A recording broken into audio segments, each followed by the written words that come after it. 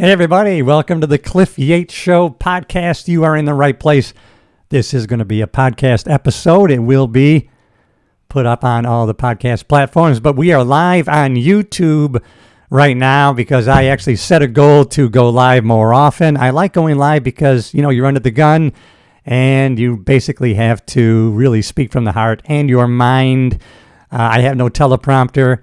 I have some notes that I really wanted to go over today. And also, what I don't like is, and we're going to talk about some news items and what's going on in the world.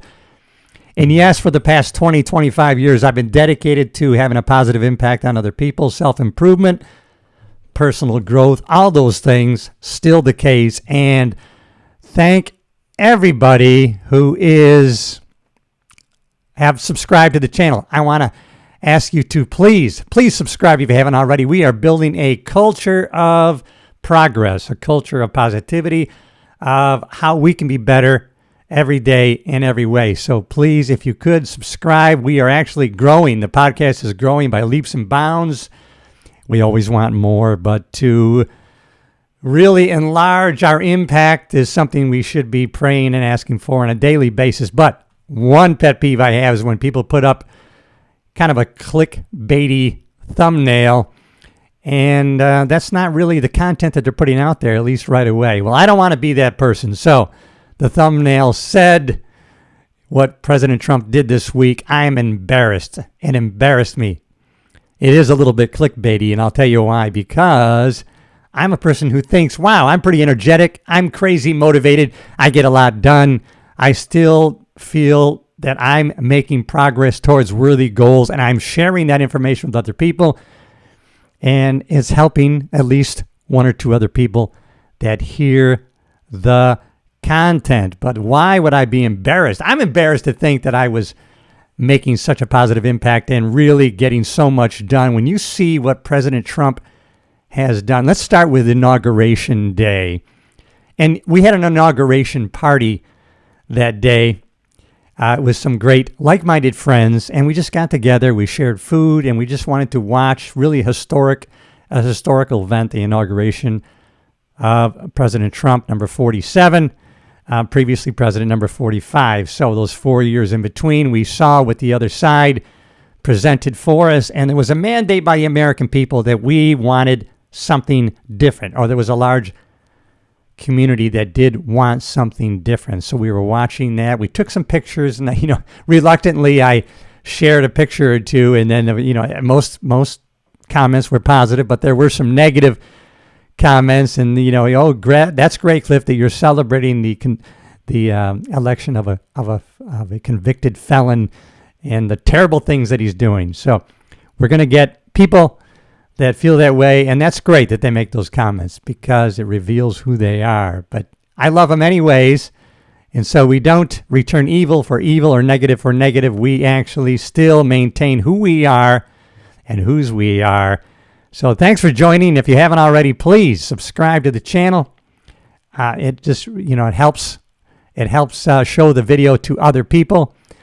And so, but let me get to the substance which I wanted to put forth, which was, why would I be embarrassed about President Trump's first week in office? Well, starting with Inauguration Day. When I got up, the president, his wife, and his entourage had already been to a church service. And then we started the inaugural proceedings, and we got to see everybody welcomed in, seated, and we got to see all day long the speakers and all of the pomp and circumstance and the ceremony take place. And at the end of the day, I was exhausted. My wife and I, we were both ready for bed. And yet I'm watching live, and President Trump and Melania have yet to go to 3 presidential balls. They had still 3 balls to go to that evening. I'm wiped out. I'm tired. He's still going. His wife is still going. His supporters and his crew is still going strong. And I'm thinking, wow. I mean, that is really, really, man, it was just, I thought it was really energetic, and it was inspiring to me. To others, people are going to be upset. I understand. But that doesn't stop us from putting forward, the truth of how I felt that day. And then, a day or two later, President Trump is down in North Carolina talking to the people who were devastated by those floods and still living in tents and still not being given support by FEMA. And he's down there letting them speak, putting them in the microphone, and saying what he is going to do for them, what the federal government is going to do immediately to help them and assist them where they haven't gotten help before. And so people were really emboldened by that. And then he was off to California to talk to the people who were devastated by the fire there. And he just told it the way it is. He met with the mayor, and he met with FEMA people, and he met with the fire people, and he told them the way it is, that he was going to be there to provide help. The federal government was going to immediately take action to be there. And now it was up to the state themselves. Usually it's the opposite. It's hard to get the federal government to do something. The state is ready, willing, and able. But President Trump was said, no, we are here now, today, here. There's going to be nothing in your way to make this happen. And he let those people know, listen, he wanted years ago, he has a golf course there, and he talked years ago about keeping the reservoirs full of water.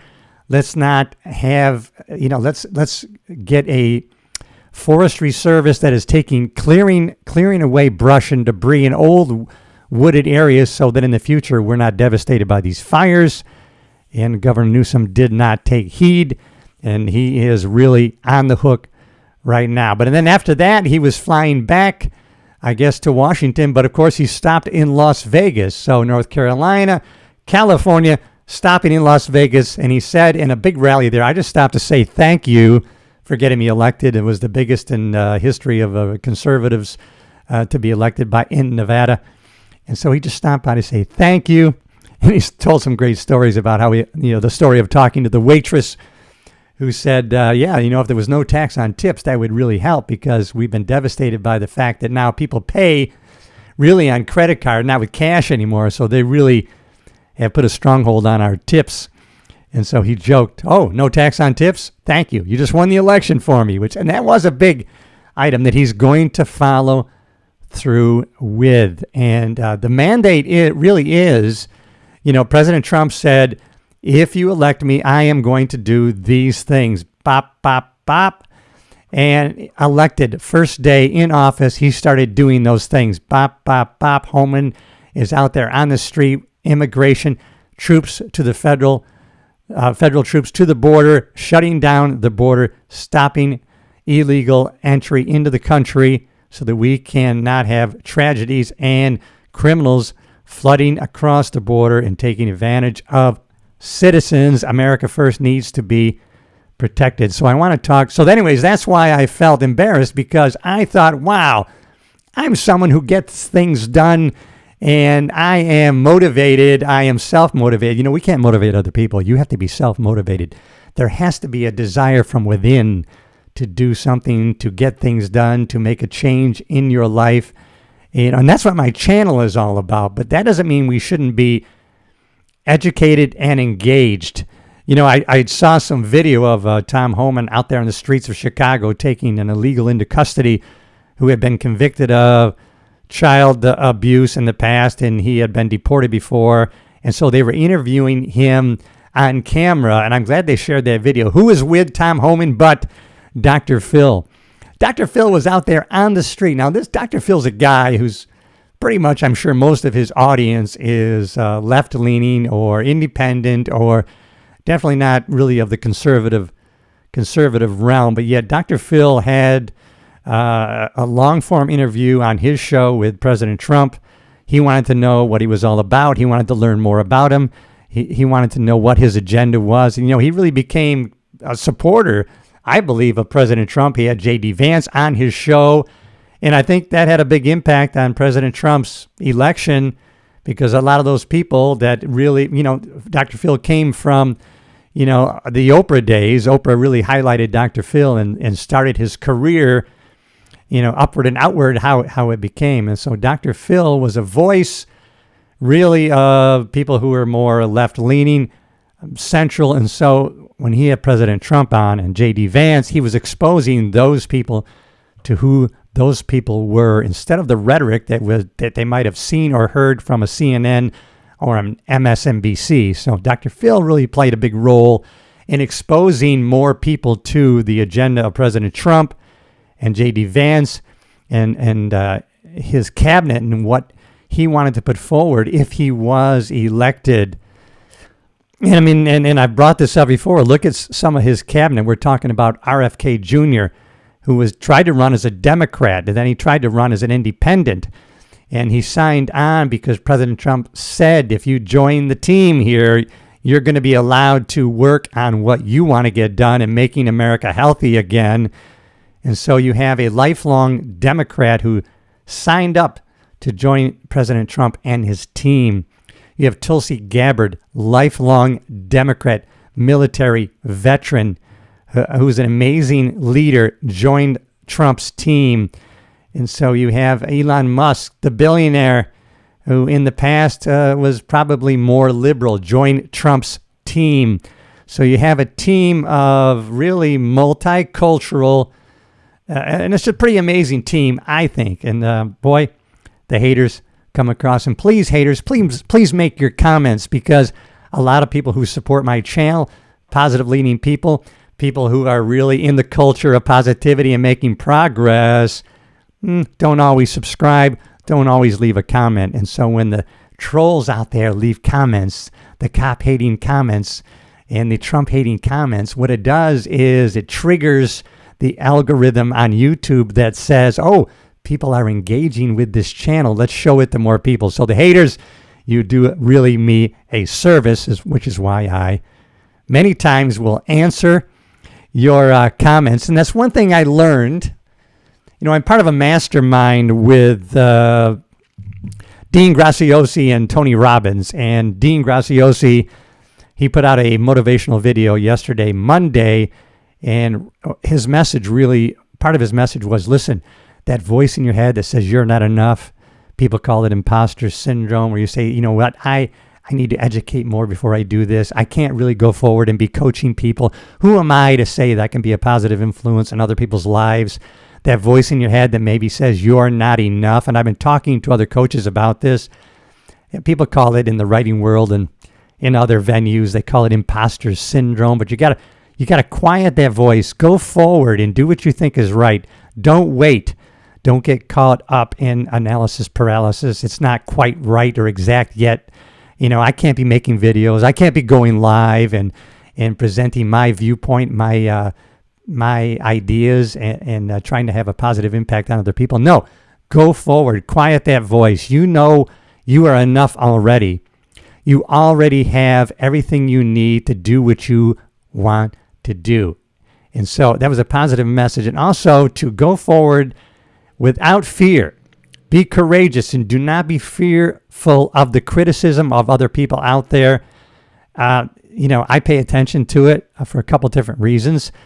But number one is I'm learning to go forward with my message anyways, regardless of the critiques that I'm getting. And I've always been really, one of my weaknesses is being oversensitive. So to go forward courageously without fear of what other people are going to say. I'm speaking from the heart, from my mind, from my soul. And that's why I wanted to talk today about why I was embarrassed how Trump has been, what he's done in that first week has been crazy. I even took some notes here I wanted to share with you. It looks like I've covered a lot of that, but there was a big outcry about President Trump saying, you know what, we're going to change the Gulf of Mexico to the Gulf of America.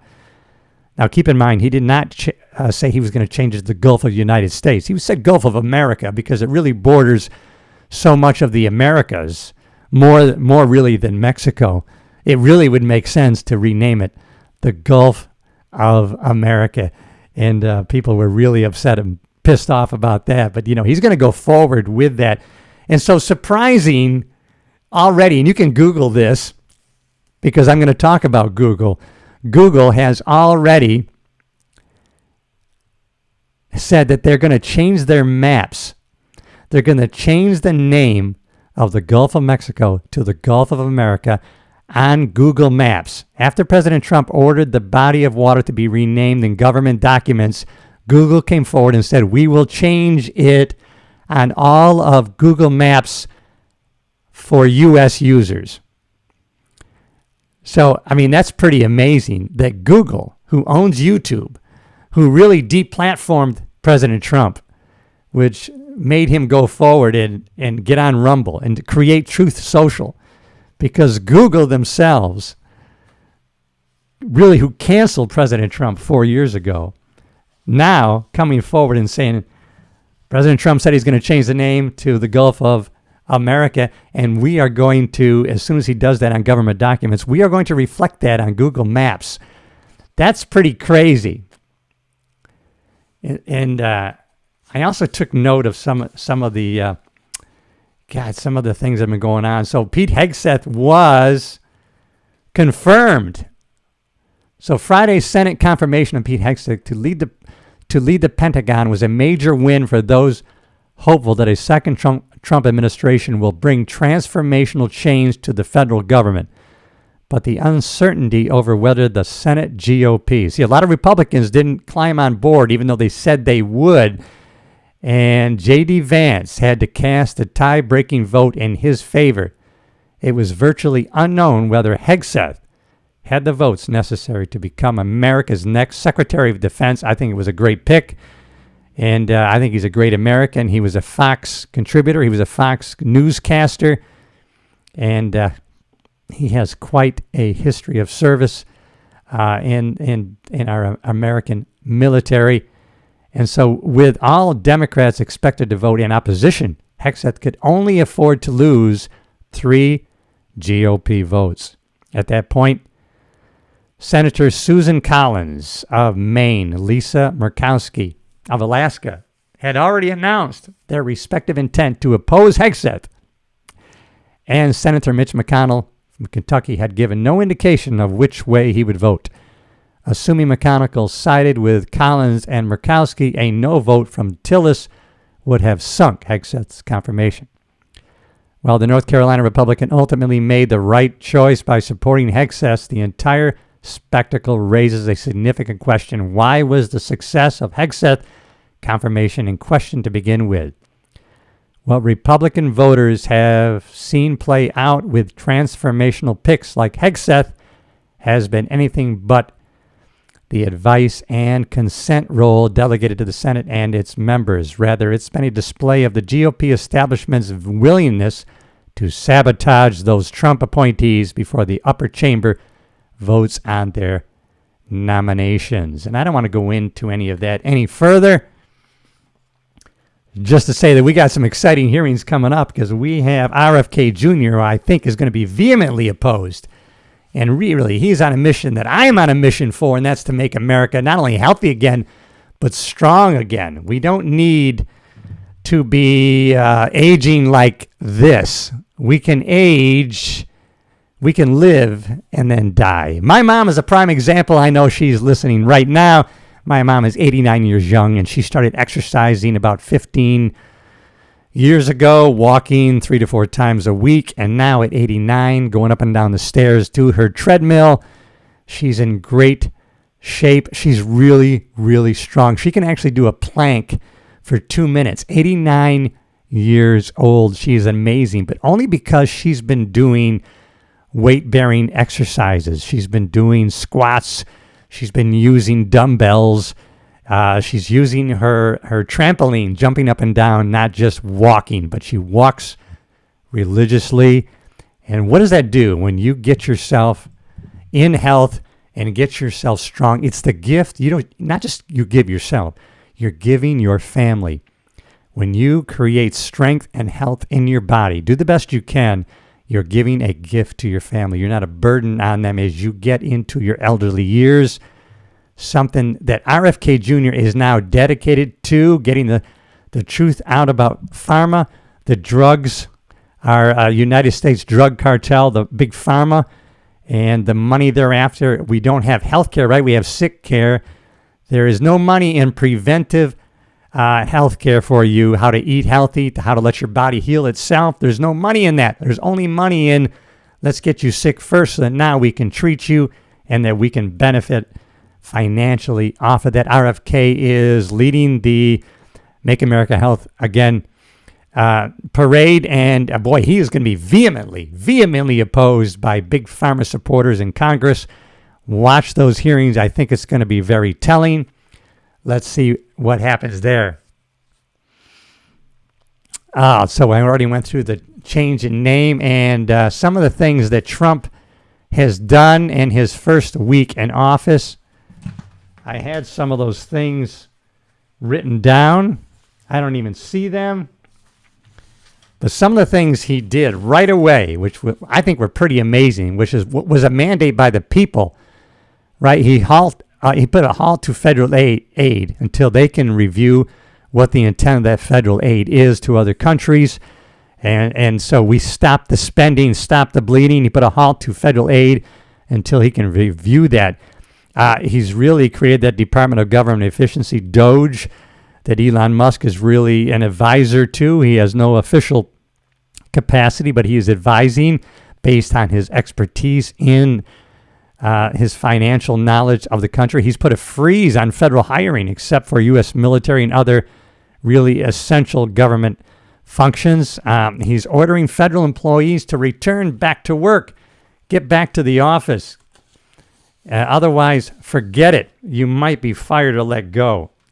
One of the things he has done. Also, he talked about that U.S. birthright, right? If you get into the United States illegally and you give birth, that child is a citizen. He's put a stop to that, at least with an executive order, and the Supreme Court of the United States will be challenged by that.